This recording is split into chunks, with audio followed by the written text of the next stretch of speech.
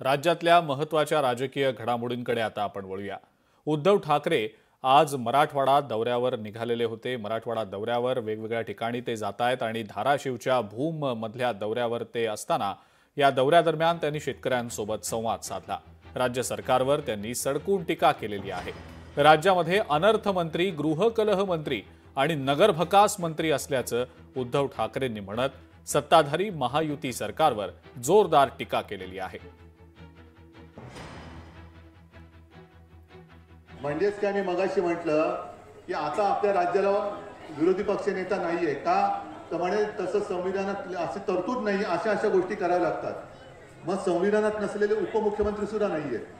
म्हणजेच कोण आहे? एक आहे अनर्थ मंत्री, एक नगरभकास मंत्री आणि तिसरे गृहकलह मंत्री, घराघरात भांडणे लावणारे।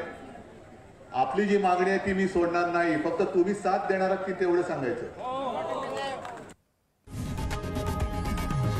लोकशाही मराठी ऐका, पहा, जागरूक रहा।